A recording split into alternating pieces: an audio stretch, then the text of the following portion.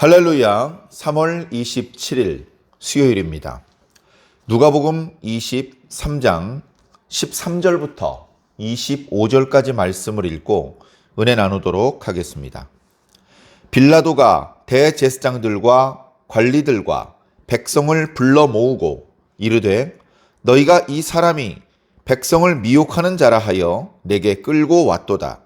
보라, 내가 너희 앞에서 신문하였으되 너희가 고발하는 일에 대하여 이 사람에게서 죄를 찾지 못하였고 헤롯이 또한 그렇게 하여 그를 우리에게 도로 보내었도다. 보라, 그가 행한 일에는 죽일 일이 없느니라. 그러므로 때려서 놓겠노라. 무리가 일제히 소리질러 이르되 이 사람을 없이 하고 바라바를 우리에게 놓아주소서 하니, 이 바라바는 성 중에서 일어난 밀란과 살인으로 말미암아 옥에 갇힌 자로라.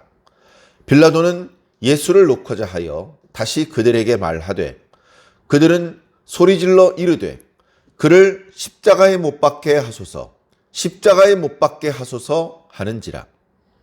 빌라도가 세 번째 말하되 이 사람이 무슨 악한 일을 하였느냐?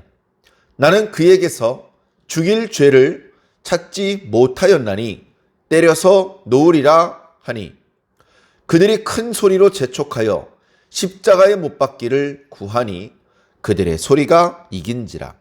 이에 빌라도가 그들이 구하는 대로 하기를 언도하고 그들이 요구하는 자 곧 밀란과 살인으로 말미암아 옥에 갇힌 자를 놓아주고 예수는 넘겨주어 그들의 뜻대로 하게 하니라.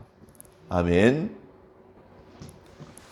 겟세마네 동산에서 마지막까지 하나님께 기도하셨던 나의 원대로 마옵시고 아버지의 원대로 되기를 원하나이다 간절히 기도하셨던 주님께서는 부당하게 연행되셨습니다.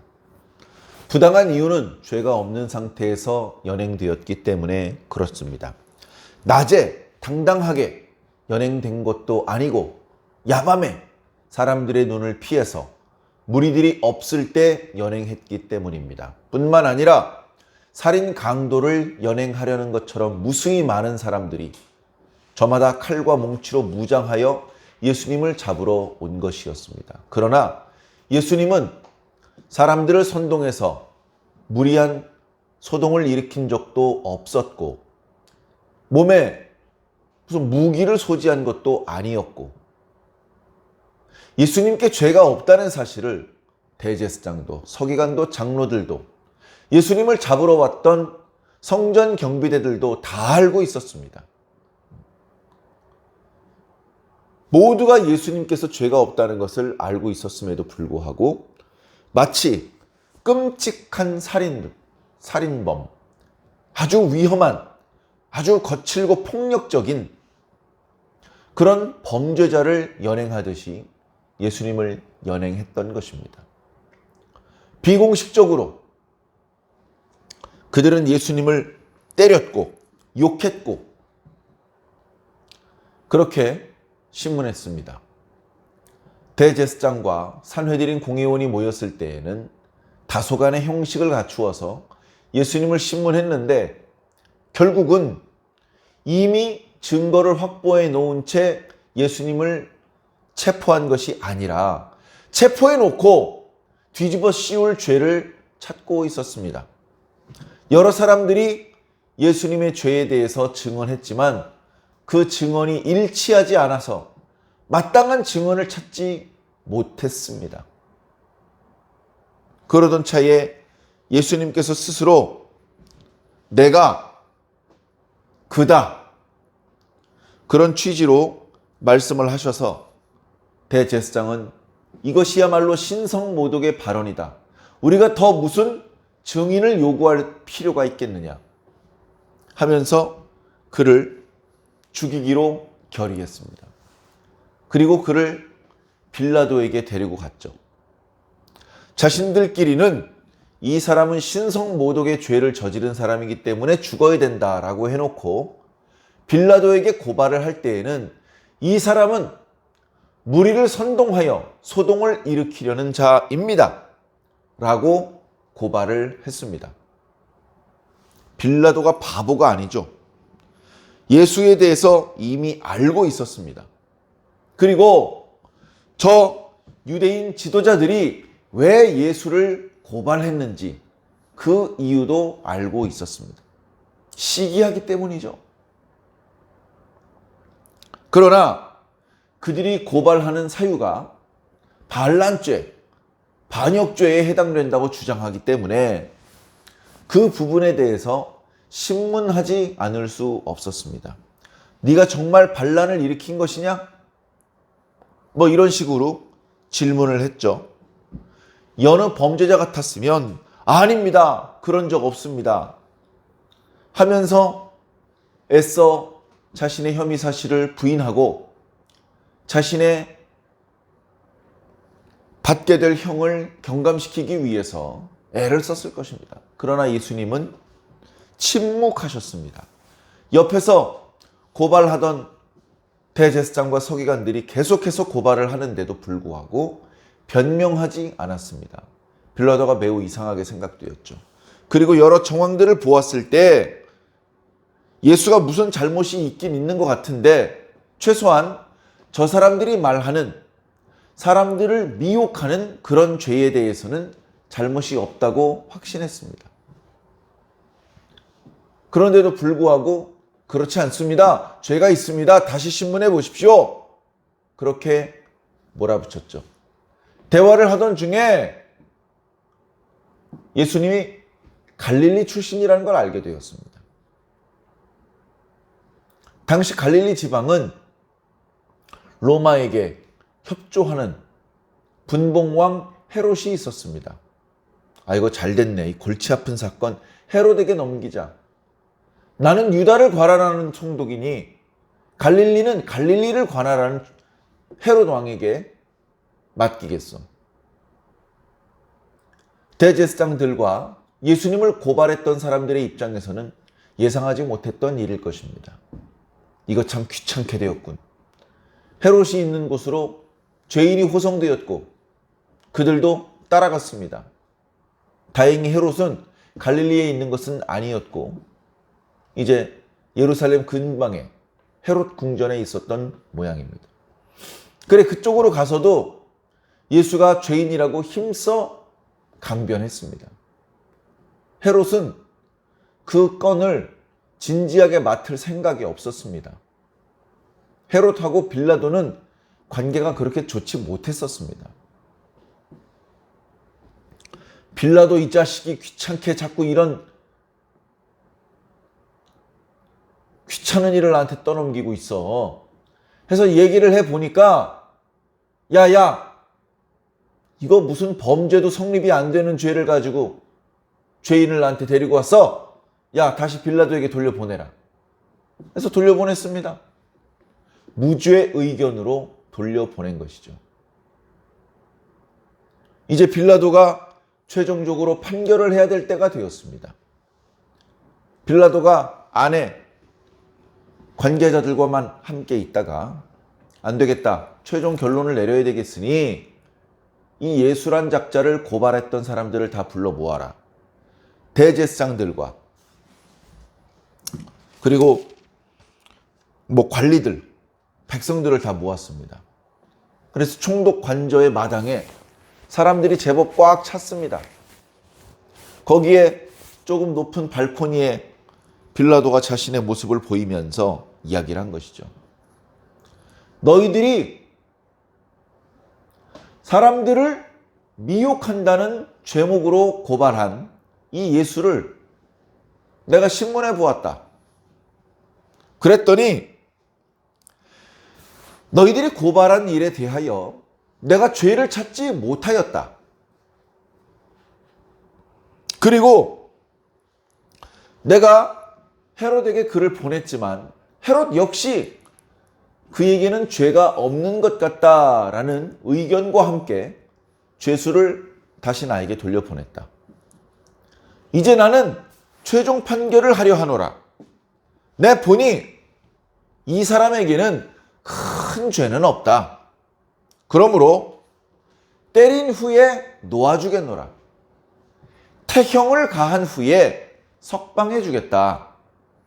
이 사람의 죄는 그 정도의 죄일 뿐이라고 나는 판단한다.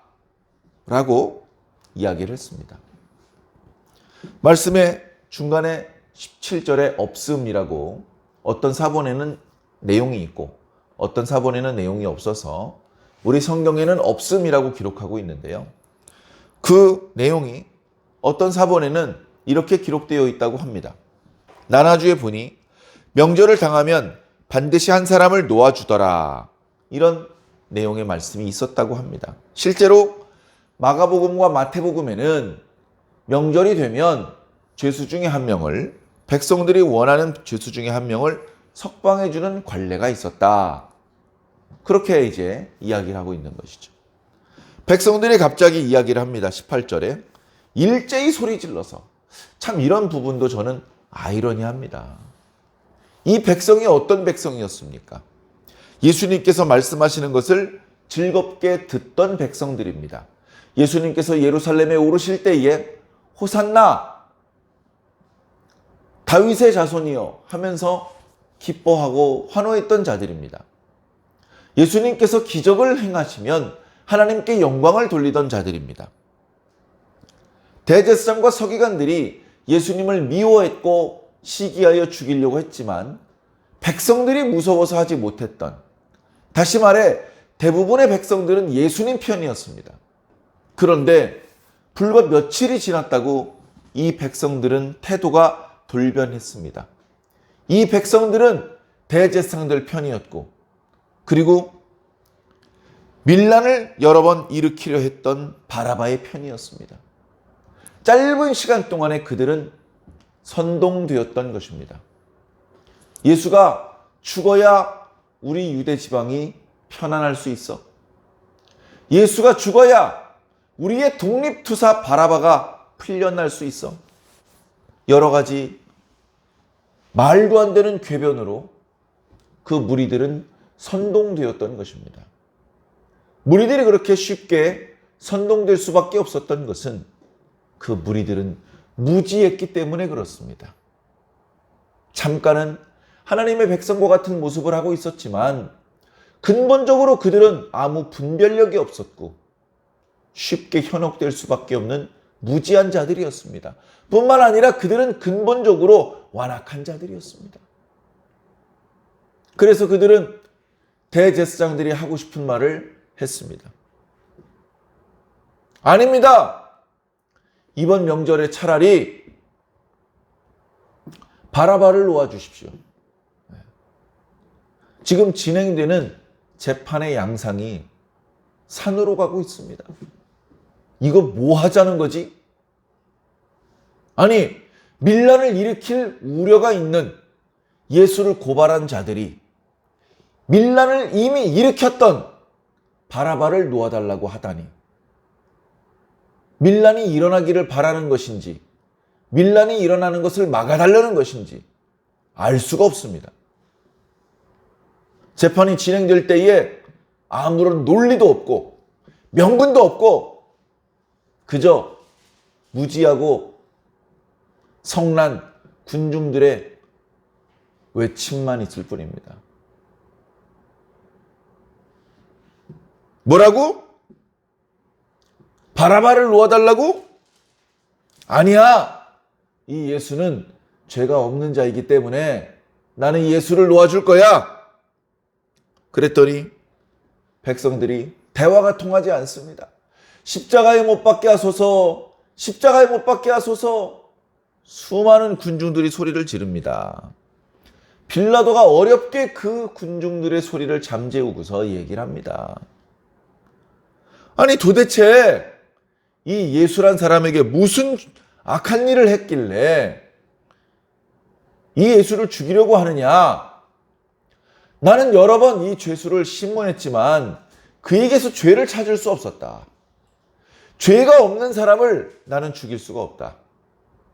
매질을 한 이후에 석방하겠다. 또 그렇게 얘기를 합니다. 벌써 세 번째입니다. 빌라도의 입으로 예수님께 죄가 없다고 세 번째 선언을 하게 된 것입니다. 그럼에도 불구하고 그들은 큰 소리로 재촉하여 십자가에 못 박기를 구합니다. 그리고 그 무리들의 목소리가 이겼다라고 성경은 말하고 있습니다. 어떻게 그럴 수가 있습니까? 결국 재판의 그 판결의 권한은 빌라도에게 있었는데, 그러나 이 빌라도는 정치인이었습니다.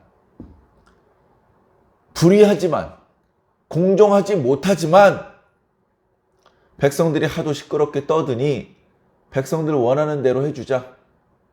그렇게 함으로 해서 이 사람들은 나에게 빛을 진 것이다. 나는 이 사람들을 더 효과적으로 지배할 수 있고 다스릴 수 있고 세금을 징수할 수 있을 것이다.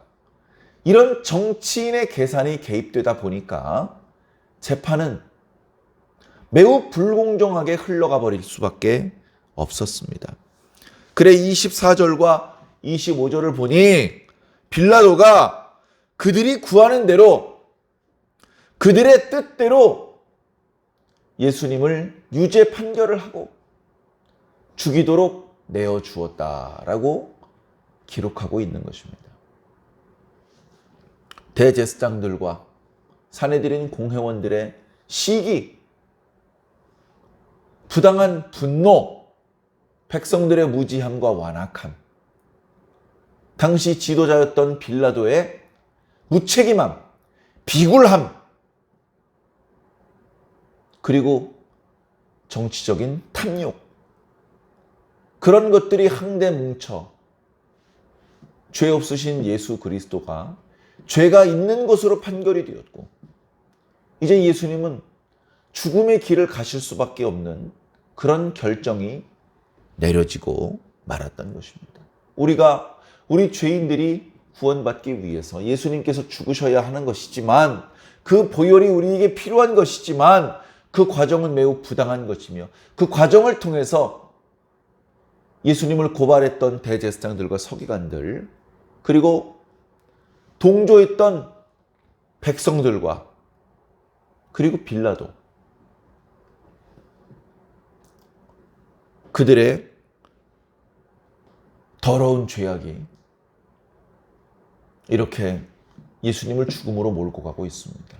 우리가 주일 예배 때마다 기도하는 사도신경에 본디오 빌라도에게 고난을 받으사, 본디오 빌라도가 무슨 죄가 있습니까? 그는 예수님을 신문하면서 그에게 죄가 없음을 깨달았고 3번이나 그는 죄가 없도다라고 선언을 했던 인물입니다. 그럼에도 불구하고 그 무리들의 소리를 이기지 못하고 그 재판을 부당하게도 죄가 없으신 예수님께 사형을, 그것도 십자가형을 언도한 잘못이 있습니다.